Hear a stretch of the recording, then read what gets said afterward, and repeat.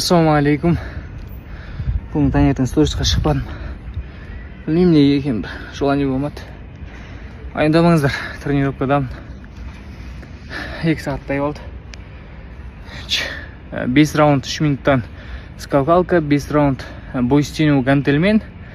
Одан кейін барып жгут. Неше түрлі позицияда жгут тартып атырық.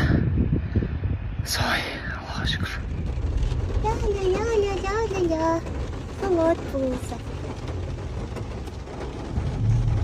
Кушать, кушать, кушать, кушать, кушать. Макаронцы хочу. Кем алып береді? Кем алып бермей келе саған, өзің аласың Аида.